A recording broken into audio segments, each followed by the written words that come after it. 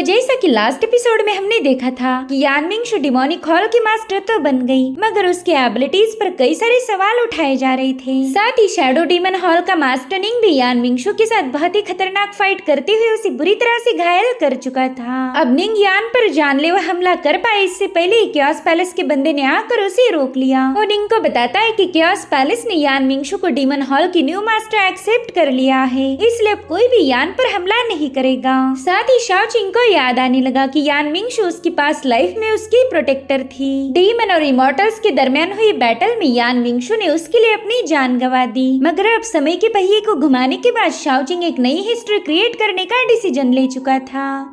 अब आगे तो इस एपिसोड की शुरुआत में हम देख पाते हैं कि शाओचिंग जियान को डिमोनिक रॉयल में बुलाने का प्लान बना रहा। जैसे ये बात शाओई को पता चली, वो जियान से मिलने के लिए काफी ज्यादा एक्साइटेड हो गई, मगर वो शाओचिंग से कह रही थी कि सीनियर जियान तो अपनी इंजरीज को हील करने के लिए सेक्लूजन में थे, फिर वो यहाँ आने के लिए राजी कैसे हो गए? जल्दी बताओ ना, मेरे सीनियर कब आएंगे? इधर यान मिंगशू सोचती कि अगर जियान यहाँ पर आया तो डिमोनिक रॉयल तबाह हो जाएगी। मुझे ऐसा लगता है कि वो यहाँ पर सिर्फ शाओई के अंकल की मौत का बदला लेने नहीं आने वाला, बल्कि इसके पीछे कोई और सॉलिड वजह होगी। जिस पर शाओचिंग कह रहा था कि शायद तुम दोनों भी ये जानने के लिए बेताब हो कि जियान यहाँ पर क्यों आने वाला है, तो मेरी बात गौर से सुनो। जिसके बाद वो इन्हें कोई हॉरर स्टोरी बताने लगा। वो कहता है कि उस दिन काफी तेज हवाएं बहने लगी और हर एक डायरेक्शन में मॉन्स्टर की आंखें रिफ्लेक्ट होने लगी थी। समय तो मानो अपनी जगह पर रुक सा गया और फिर अचानक से उस अंधेरे में रोशनी की एक जोरदार स्लैश रिलीज हुआ। वहाँ पर सफेद कपड़े पहने कोई आ चुका था।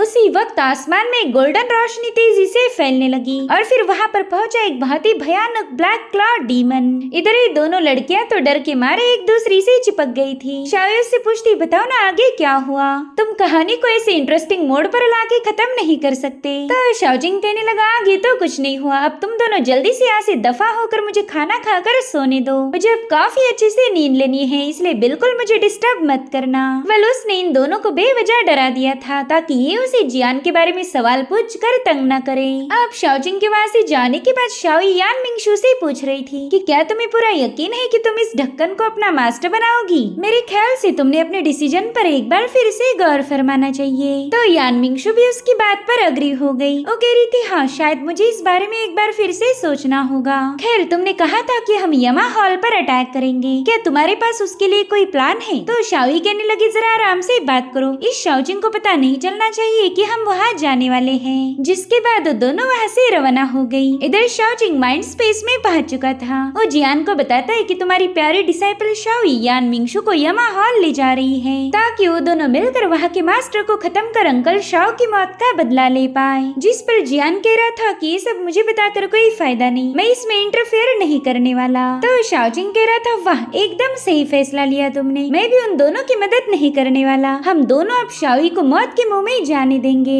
यमा हॉल का मास्टर उसे खत्म कर देगा और हम बस बैठकर तमाशा देखेंगे। लेकिन जियान इस पर कोई जवाब नहीं दे रहा था। तो शाओजिंग कहने लगा कि वो लड़की शाओई अपने अंकल शाओ से काफी ज्यादा प्यार करती थी, मगर आज अपने उसी अंकल की मौत का बदला लेने के लिए वो मौत के घाट उतर जाएगी। भला रिवेंज लेने के लिए इतनी बड़ी रिस्क उठाने की क्या ही जरूरत? उसकी बातें सुनकर जियान कहने लगा, शाओजिंग मैं अब तुम्हारी किसी बात पर यकीन नहीं करता, इसलिए फालतू की चीजें बताकर मुझे इमोशनल करने की कोशिश मत करो। तो शाओजिंग उससे कह रहा था, जियान तुम्हें मेरी बातों पर यकीन करना ही होगा। अगर वहाँ पर डीमन सन अपीयर हुआ तो शाओई मारी जाएगी और मैं उसकी कोई हेल्प नहीं करने वाला। डीमन सन का नाम सुनते ही जियान काफी ज्यादा भड़क गया। उसकी बॉडी में रिलीज होने वाली ऑरा देखते ही शाओजिंग कह रहा था कि शायद तुम्हारी डीमन सन के साथ कोई हिस्ट्री है। तो जियान उससे कहता है कि मेरे ख्याल से तुम यहाँ पर बस हेवनली डीमन ब्लड लेने आए हो, मगर तुम्हारा सिर्फ इतना मकसद तो नहीं हो सकता और अपनी इस प्लान में तुम मुझे भी शामिल करना चाहते हो। लेकिन मेरी एक बात कान खोलकर सुन लो, इस बार मैं यहाँ से बाहर नहीं जाने वाला। मुझे मेरी इंजरीज को हील करना है, इसलिए मेरे पास तुम्हारी फालतू बकवास सुनने के लिए वक्त ही नहीं। तो शाओजिंग उससे कहता है, ठीक है भाई मत लो एक्शन, कोई मसला नहीं। लेकिन शाओजिंग जो डायरी पढ़ रहा था उसमें लिखा हुआ है कि जियान एक डैशिंग एंट्री के साथ यमा हॉल में पहुंच जाएगा।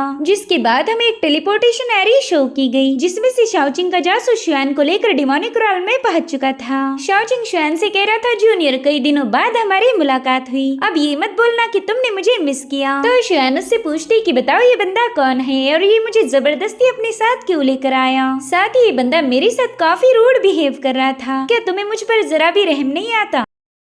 जिसके बाद वो स्टार्स एंड शाओचिंग के हवाले कर वहाँ से जाने वाली थी, मगर शाओचिंग के बंदे ने उसका रास्ता रोक लिया। जो देख शुआन कहती कि देखो मुझे ट्रेजर तुम्हें डिलीवर करने के लिए बताया गया था, जो मैंने कर दिया, इसलिए अब मुझे चुपचाप से यहाँ से जाने दो, वरना मुझे इस बंदे के साथ फाइट करनी होगी। जो सुनते ही शाओचिंग उससे पूछता है कि बताओ ये काम तुम्हें किसने दिया था। हालांकि शुआन उसे कुछ भी बताने के लिए तैयार नहीं थी, तो शाओचिंग ने अपने बंदे से कहकर एक ट्रेजर बाहर निकाल लिया। उसमें उस सारी बातें रिकॉर्डेड थी जो कि शुआन उसके मास्टर और डाओचेन के दरमियान हुई। डाओचेन की आवाज सुनते ही शाओचिंग काफी ज्यादा हैरान हो गया। इधर शुआन भी उस बंदे पर काफी ज्यादा भड़क गई थी। उससे पूछती कि बताओ तुम मुझ पर नजर क्यों रख रहे थे। अब वो उस पर अटैक करने वाली थी कि तभी उस बंदे ने शुआन को ट्रैप कर लिया। जो देख शुआन उससे कहने लगी कि मैंने तुम्हारे मास्टर शाओचिंग के साथ कोई धोखा नहीं किया, इसलिए जल्दी से मुझे आजाद करो। इधर उस आर्टिफैक्ट को चेक करने के बाद शाओचिंग को पता चला कि डाओचेन ने शुआन को सैंड ऑफ स्टार शाओचिंग तक पहुंचाने का मिशन दिया था। शाओचिंग सोचता है कि फायर स्पिरिट वाले में मास्टर शाओ तो मारे गए, मगर डाओचेन जिंदा बच गया। मुझे अच्छे से याद है कि मैंने डाओचेन को उस इवल सोल डिवाउरिंग फ्लावर के हवाले करके खत्म कर दिया था। फिर वो बंदा दोबारा से जिंदा कैसे हो गया? मेरे ख्याल से पास जरूर से रिपीट हो रहा है। इधर शुआन को टेंशन आने लगा कि कहीं शाओचिंग उसे खत्म न कर दे,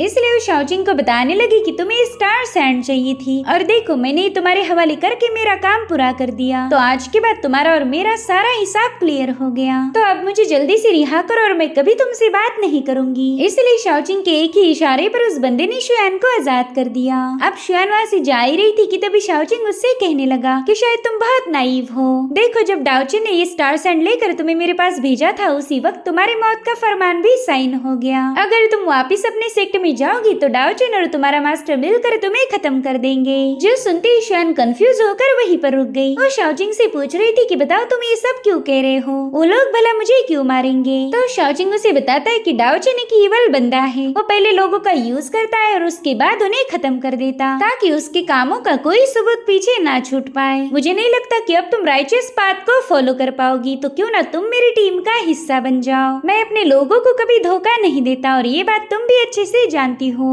शुआन तो शाओचिंग की इस प्रपोजल को सुनकर ही थोड़ी सी शॉक थी। उसे पता था कि शाओचिंग ईवल पाथ को फॉलो करता है, मगर वो उसकी जान नहीं लेगा। अब ये सीन यहीं पर कट होकर हमें यमा हॉल दिखाया गया, जहाँ की छत पर यान मिंगशु और शाओई सवार होकर हॉल में चल रहे डांस पर नजर रखे हुए थे। इन्हें बस सही मौका मिलते ही यमा हॉल पर अटैक करना है। शाओई कह रही थी कि हम कब से यहाँ पर इंतजार कर रहे, बताओ हम कब अटैक करेंगे। मैं तो इन लोगों की धुलाई करने के लिए काफी ज्यादा बेताब हूँ। जिस पर यान मिंगशु कहने लगी कि हम जल्दबाजी नहीं कर सकते, वो हॉल नेशन सोल वाले जनरल से भरा पड़ा है, तो हमें सही टाइम का इंतजार करना होगा। और उतने में ये लोग देखते कि एक बंदा हॉल में पहुंच चुका है। वो यमा हॉल के लीडर को बता रहा था कि मेरे पास एक शॉकिंग न्यूज है। अभी अभी खबर मिली कि यान मिंगशु डीमन हॉल की मास्टर बन चुकी। जो सुनते ही यमा हॉल का मास्टर काफी ज्यादा अपसेट हो गया। वो कह रहा था ना ये तो इम्पॉसिबल है, केओस पैलेस के डीमन एम्परर ने ये सब अलाउड कैसे किया। वो बेवकूफ यान मिंगशु तो एक लो ओरिजिन की मामूली सी गुलाम थी। अगर वो डीमन हॉल की मास्टर बन गई तो उसकी पोजीशन मुझसे हाई हो जाएगी। वो लड़की सालों से मेरे पाँव की जूती थी, तो भला अब मैं उसे अपनी सीनियर कैसे बनने दे सकता हूँ। ये सब सुनते ही यान मिंगशु के गुस्से का बांध टूट गया। पहले तो एक्शन लेने के लिए सही टाइम का इंतजार कर रही थी, मगर अब वो इम्पेशेंट होकर यमा हॉल के मास्टर पर अटैक करने रवाना हो गई। लेकिन वो मास्टर समय रहते यान मिंगशु के अटैक को रोककर उसे काफी पीछे पुश कर देता है। वो कहने लगा कि तुम्हारे जैसे गुलाम की इतनी हिम्मत कैसे हुई कि वो मुझ पर अटैक करे। शायद इतने सालों की पनिशमेंट तुम भूल गई हो। मैंने तुम्हें काफी अच्छी तहजीब सिखाई थी, मगर मास्टर बनते ही तुम अपनी औकात पर आ गई। इधर शाओई कहने लगी कि ये बंदी अभी तक मुझे अटैक करने से रोक रही थी और अब अकेले ही उस बंदे के साथ भिड़ गई।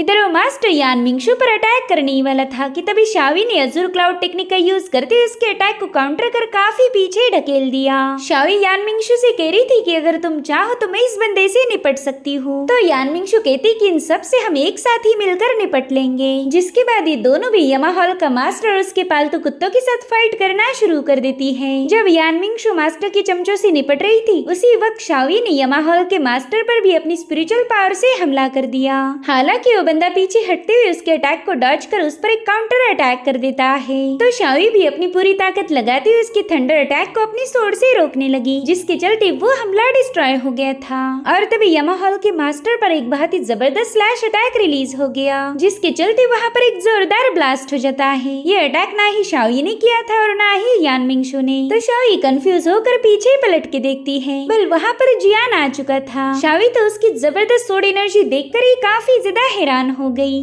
दरअसल जियान अपनी सोड इंटेंट की पावर की वजह से काफी ज्यादा फेमस था। वहीं पर हम माइंड स्पेस में शाओचिंग को देख पाते हैं, जिसने पता नहीं क्या उल्टी सीधी पट्टी पढ़ाकर जियान को यहाँ आने के लिए मना लिया। वो कह रहा था, बड़े भाई आपने मुझसे वादा किया था कि आप मेरी हेल्प करोगे, तो अब आपको सारे मेरे ही प्लान्स को फॉलो करना होगा। चलो चलो अब जल्दी से वो डायलॉग मारो जो मैंने आपको सिखाया था। आपकी एंट्री एकदम कमाल की होनी चाहिए, तो प्लीज आप उन ओपनिंग लाइन्स को बोल दो। वैसे तो जियान को कभी भी अपनी पावर्स का शो ऑफ करना पसंद नहीं था, मगर आज उसे मजबूरन शाओचिंग की बात माननी पड़ रही थी। वो अब एकदम लाउड आवाज में कहने लगा कि मैं हूँ जियान, टियान पिक का टॉप डिसाइपल, और आज मैं यहाँ पर आया हुई ईवल का सर्वनाश करने। जिसके बाद जियान ने अपनी पावरफुल सोड एनर्जी रिलीज करते हुए अपना कूल एटीट्यूड शो किया। ये सब देखकर तो बेचारी शाओ उस पर पूरी तरह से लट्टू हो गई। वो कह रही थी, वाह मेरे सीनियर कितने ज्यादा हैंडसम है। और इसी के साथ एपिसोड यहीं पर एंड हो जाता है। Thank you so much for watching, bye bye, take care.